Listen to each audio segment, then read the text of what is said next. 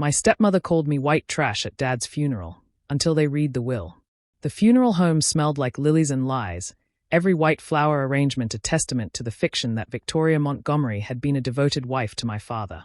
She stood at the entrance in her designer black dress, accepting condolences with practiced tears while her friends from the country club flanked her like designer-clad vultures. "At least the embarrassment dies with him," Victoria whispered to her friend Catherine, loud enough for everyone in the vestibule to hear. Her friends tittered behind their manicured hands, glancing at me with the kind of disdain usually reserved for something stuck to their Jimmy Choos.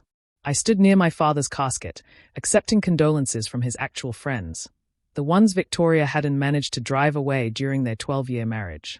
My simple black dress from Target apparently confirmed everything Victoria had been telling people about me for years, that I was the white trash daughter from my father's unfortunate first marriage to a waitress. "Andrea, dear," Victoria called out in her syrupy voice that fooled exactly no one who'd known her longer than 5 minutes.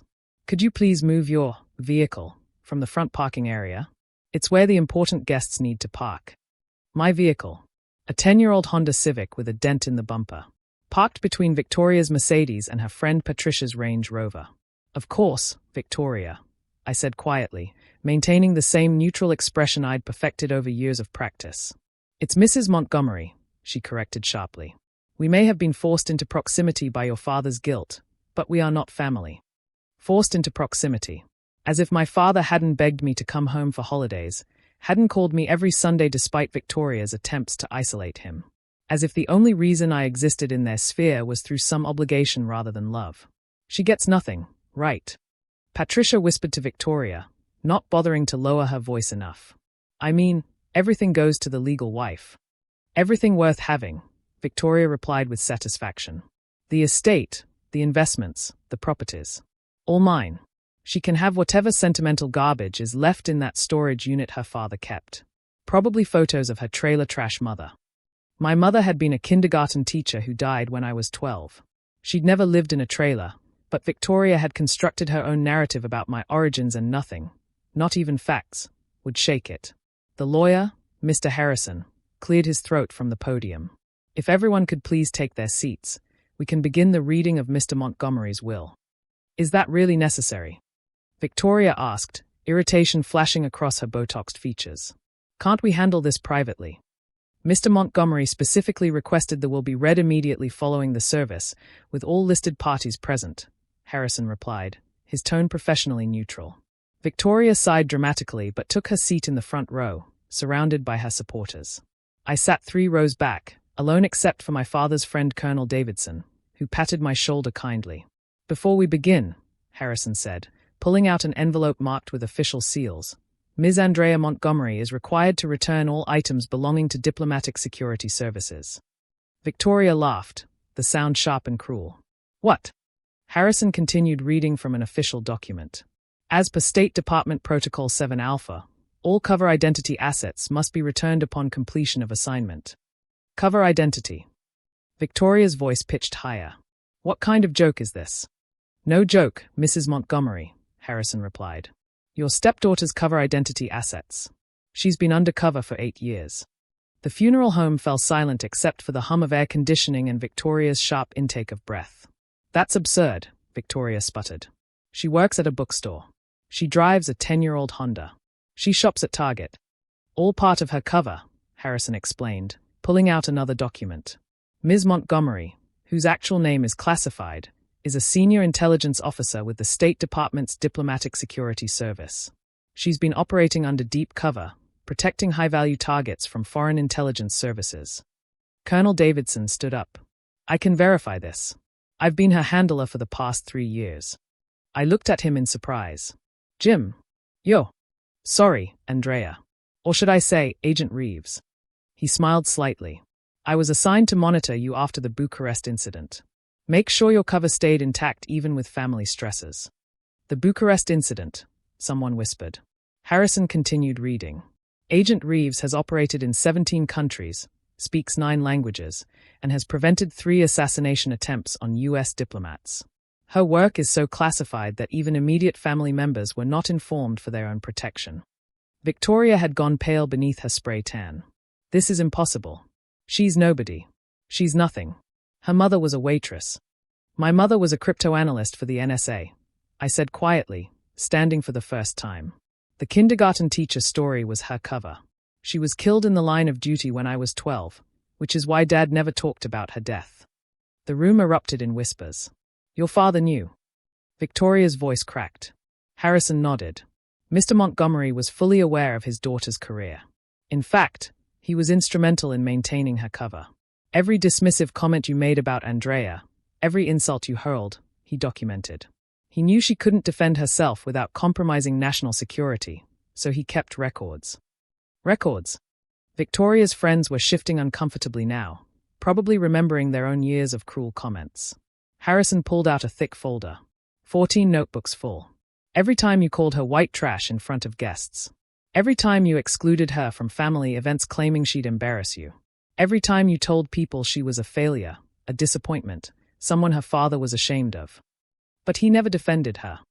Victoria protested. Because defending her would have raised questions, Colonel Davidson explained. If a man like Charles Montgomery, former ambassador to Turkey, suddenly started insisting his supposedly ordinary daughter deserved more respect, people would wonder why. Her cover required everyone, even family, to believe she was unremarkable. Ambassador. Victoria's friend Catherine squeaked. Charles was an ambassador. Before he met you, I said, looking directly at Victoria. He gave up his posting to marry you, told everyone he was retiring from government work to focus on private consulting. You never questioned why a simple consultant had such high-level government contacts. Harrison returned to the will. Mr. Montgomery's assets are to be distributed as follows. The houses, cars, and bank accounts in Victoria Montgomery's name will remain with Victoria Montgomery. Victoria relaxed slightly, a smug smile starting to form. However, Harrison continued, these represent approximately 2% of Mr. Montgomery's actual estate. What? Victoria shot to her feet. The remaining 98% of assets, held in various trusts and offshore accounts totaling approximately $4 to $7 million, go to his daughter, Andrea.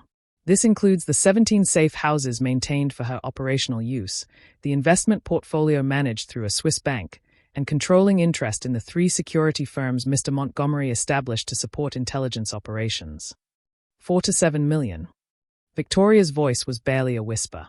Your father was not a consultant, Harrison explained to the stunned room. He was a private intelligence contractor. His firm, Montgomery Strategic Services, has contracts with the CIA, NSA, and State Department. Andrea has been running field operations for the company while maintaining her cover as a bookstore employee. The bookstore, Patricia said faintly. You mean the one downtown? Is a front operation, I confirmed. We monitor foreign intelligence assets who use it as a dead drop. The used book section is actually a sophisticated surveillance operation. Victoria sank into her chair. The vacations, all those times Charles traveled for business, were operations I was running, I said. The cruise to Greece where you complained I looked frumpy in my sundress? I was preventing the assassination of a diplomat's family. The ski trip to Switzerland where you said I embarrassed you by not knowing which fork to use. I was extracting a defector while you ate fondue. But you let me. Victoria's face crumbled. All these years, you let me treat you like trash. I supplied. Yes. Because my cover was more important than my pride. Because the lives I was protecting mattered more than your opinion of me. Harrison pulled out another document. There's one more matter. Mrs. Victoria Montgomery is under federal investigation for potential espionage. What? Victoria shrieked. 3 of your country club friends have been identified as foreign intelligence assets, Colonel Davidson explained. We've been monitoring your interactions with them for 2 years. Every cruel comment about Andrea you made to them, every piece of information you shared about the family, was recorded and analyzed. Catherine stepped away from Victoria as if she were radioactive. The friend you had lunch with every Tuesday. I said to Victoria. Natasha Volkov. Russian FSB. She was using you to get information about my father's connections, and by extension, about me. Every time you complained about your embarrassing stepdaughter, you were actually protecting my cover. You were, inadvertently, one of my best assets.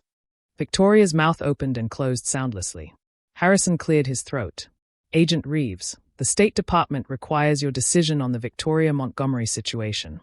I looked at Victoria, This woman who'd made my life miserable for 12 years, who'd tried to erase my mother's memory, who'd called me white trash at my father's funeral. She looked small now, diminished, her carefully constructed superiority crumbling. No prosecution, I said quietly. She's been through enough. Andrea, Colonel Davidson warned. She was a useful idiot, not a willing traitor, I continued. Besides, she did maintain my cover perfectly. No one suspected the white trash stepdaughter was actually running intelligence operations. Victoria was crying now, real tears, not the practiced ones from earlier. Your father, she whispered. Did he ever love me? I considered lying, giving her some comfort. But she'd had 12 years of lies. He cared for you, I said carefully. But he married you because you were perfect for maintaining cover. Shallow, status-obsessed, completely incurious about his actual work. You were so focused on appearances that you never questioned the reality underneath. It was cruel, but it was true. Harrison stood. There are several more documents to review, but they can be handled privately. Agent Reeves, your new assignment packet is in my office whenever you're ready. New assignment? Victoria asked weakly.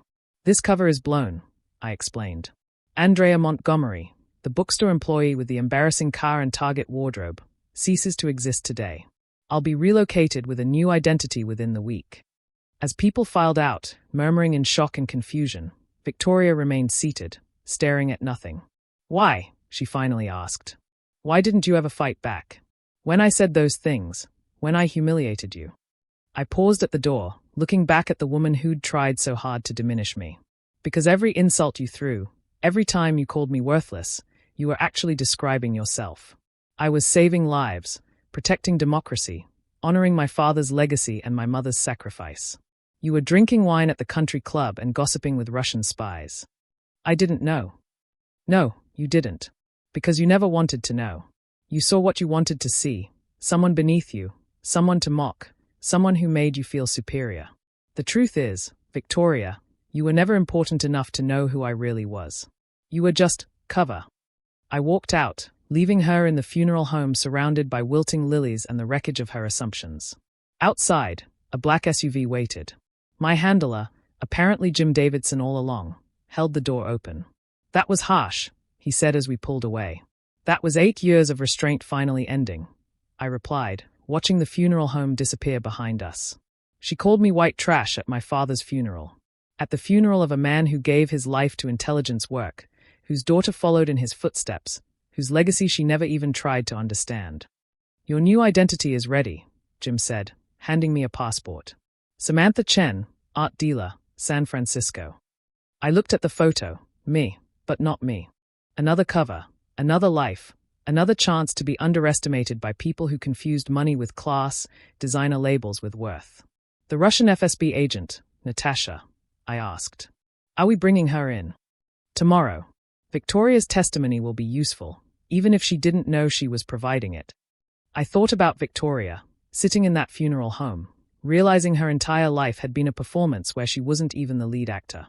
She'd thought she was the star, the successful one, the one who'd married well and risen above her husband's embarrassing first family.